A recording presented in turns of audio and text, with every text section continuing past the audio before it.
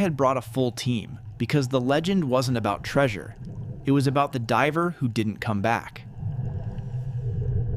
I had promised myself we would follow evidence, not excitement, and the sea immediately offered both. I had seen current-sorted trails before, and this one wasn't Randall. It was pointing somewhere on purpose.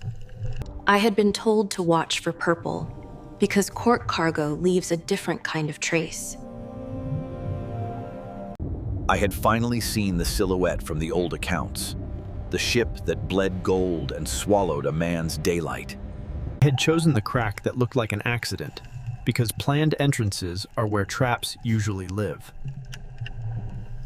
I had felt the wreck become a room, and rooms always have rules.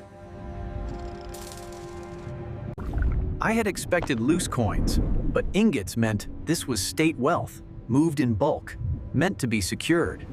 I had seen that purple once in the records, and watching it move underwater told me this cargo belonged to the court, not the market.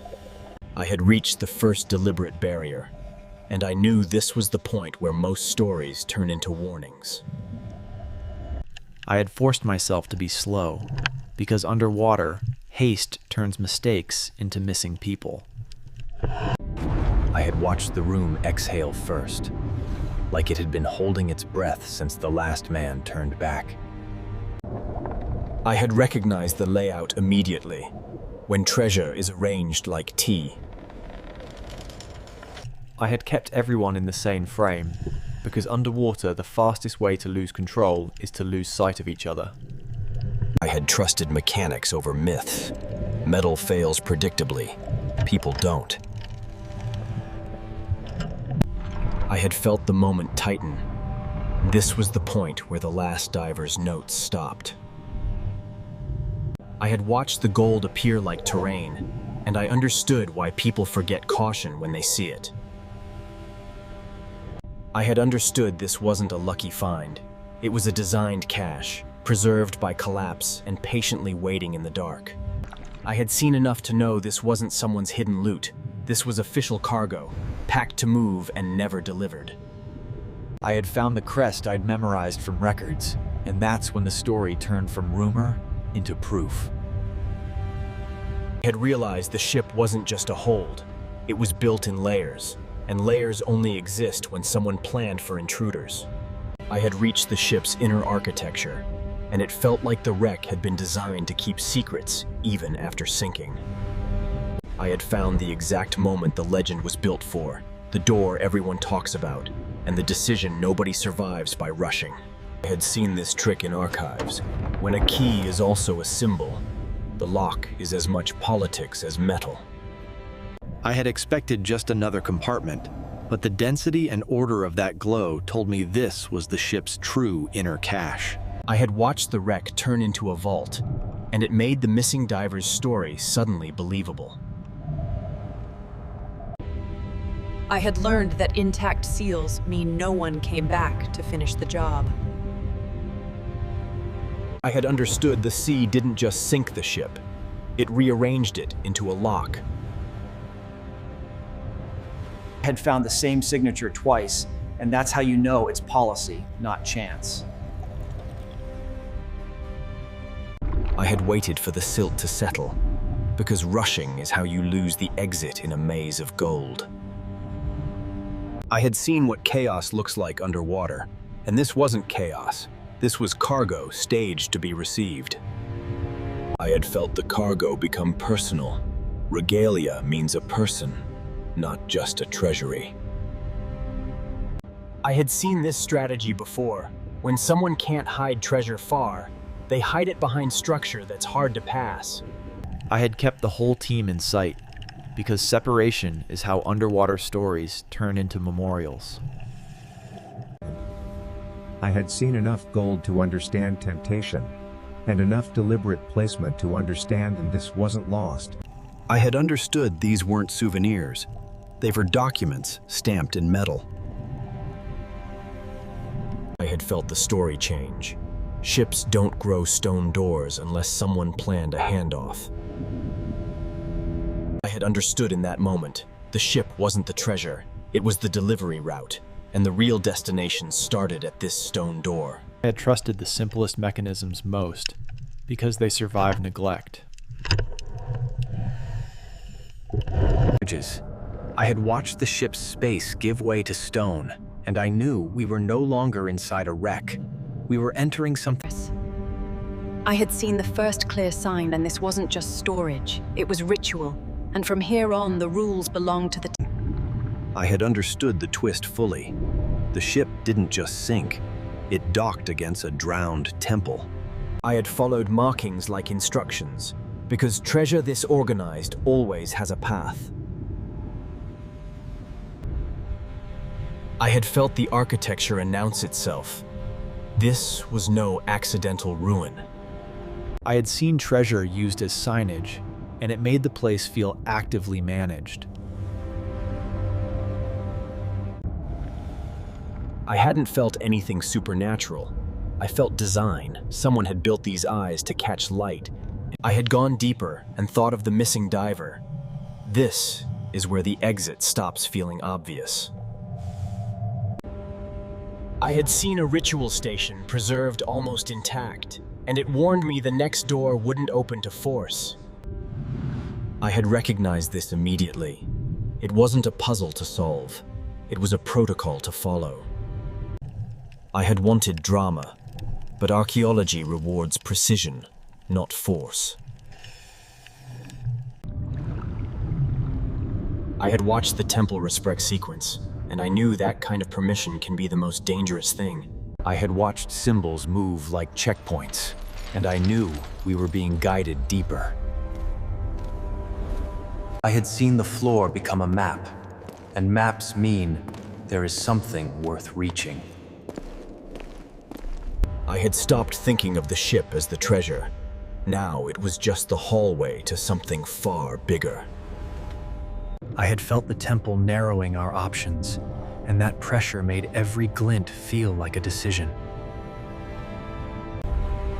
I had entered a hall that made the ship above feel like a small mistake.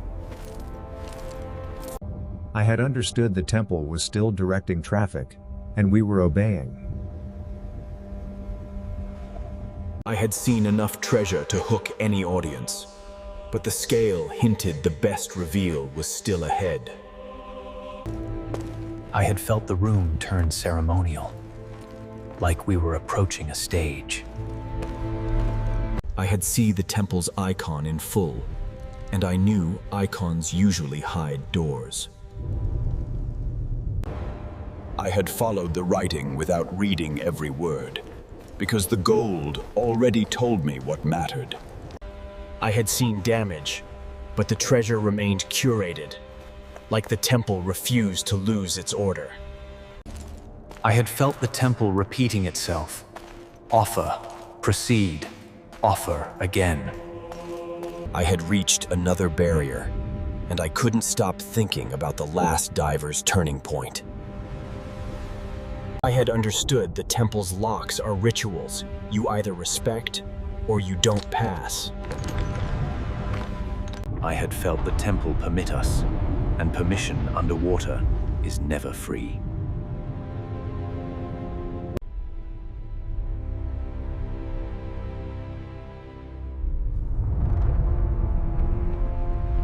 I had reached a door that looked like the ending, and that's how I knew it wasn't.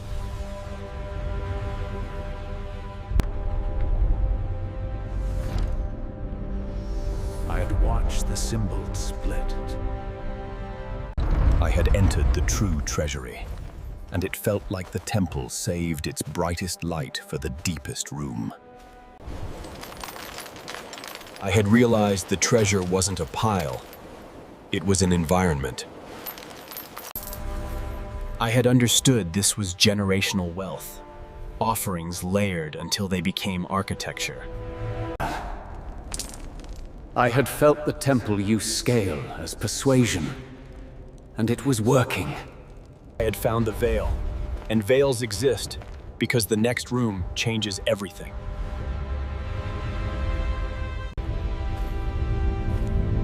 I had followed the spiral because it looked like the temple's final instruction.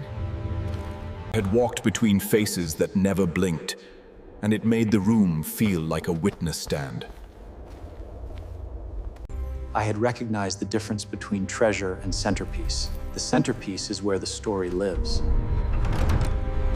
I had felt the temple reduce everything to a simple question. Do you know the rule? I had expected jewels, but finding relic bundles made the treasure feel like an archive funded by an empire. I had felt the temple pulling us inward, from spectacle to core. I had understood we were inside the temple's final perimeter. I had seen the altar that could anchor a thumbnail by itself, and still the temple hinted there was one more layer. I had learned icons hide doors, and doors hide the reason. I had seen administration of sacred wealth, and it told me the finale would be controlled, not chaotic. I had reached the last barrier, and I couldn't stop thinking, this is where the last diver's courage ended, or his heir did. I had watched the temple accept balance, and it felt like passing an exam written in gold. I had entered the heart of the treasury, and the word pile stopped meaning anything. I had seen the next reveal staged like a finale, and the temple knew exactly how to hold attention. I had felt the room impose rules again. Look, document, don't disturb. I had realized this wasn't just treasure. It was a catalog of devotion measured in chests. I had seen how design controls eyes, and it was steering us to the middle. I had felt my pulse spike, because final keys are where stories decide their ending. I had watched the chest bloom open like a vault file, and it still didn't feel like the last page. I had learned the temple always hides meaning under value, and this looked like meaning. I had treated the clasp like a document seal, because that's what it was. I had found the cargo's true purpose, information protected like treasure, because it could move kingdoms. I had taken the mental photograph, because nothing else could carry this moment without harming it. I had seen the temple's final showpiece, and it felt designed for the last 10% of the film. I had understood why no one could take this. It was too vast, I had found the last box, and I thought of the last diver. This is where daylight becomes optional. I had realized the temple still demands the same thing. Correct object, correct place, correct restraint. I had completed the sequence, and the reliquary responded like a system built to outlive its builders. I had seen the temple's heart, and it felt like the object everything else existed to protect. I had watched one object light the whole treasury, and I finally understood why secrecy was safer than fame. I had felt the moment ask for discipline, because this is where people start making mistakes. I had taken the final wide shot in my mind, because it was the only way to leave with everything intact. I had learned the hardest part of discovery is leaving without becoming part of the site. I had left the heart where it belonged, and I understood why the legend never ended with I had felt relief at each threshold, because every doorway is a chance to lose orientation. I had kept repeating the same rule. No rushing, no touching, no splitting up. I had refused to stare too long, because fascination is how people get stuck. I had appreciated the temple's design. Its map still works in reverse. I had felt the spectacle recede, but the story stayed heavy in my chest. I had known we were leaving treasure behind, and that restraint felt like the only correct ending. I had watched the coin rows disappear below, and I knew the memory would outlast the footage. I had felt the temple tolerate us, but tolerance is not forgiveness. I had returned to the ship's shadow, and it felt smaller after what we'd seen. I had treated the doorway like a border crossing. Leave nothing, take nothing, disturb nothing. I had felt the ship become a hallway again, a courier that delivered us to the real story. I had felt the water lighten, and it told me we were moving back toward daylight. I had followed the same gold that led us in, because it was still the most honest map. I had felt the first hint of open space, and it was the closest thing to relief. I had looked back once, because that's what stories demand. One last look before you leave. I had felt the sight closing behind us, as if it preferred to be forgotten again. I had understood the proof was already in our cameras, and that was enough. I had climbed back toward light, and I finally understood the title. It's not treasure that traps you. It's the decision to keep looking. I had watched the glow disappear, and it felt like the sea reclaimed its secret in real time. I had felt daylight return, and I knew the last diver never got this moment. I had seen the exit line and realized survival is its own kind of treasure. I had kept my eyes on the team, because the story only matters if everyone returns to tell it. I had watched the sea close over the evidence, as if it never wanted witnesses. I had understood why myths survive, because the truth disappears the moment you stop looking at it. I had replayed the coin sea in my mind, and it felt bigger than any footage.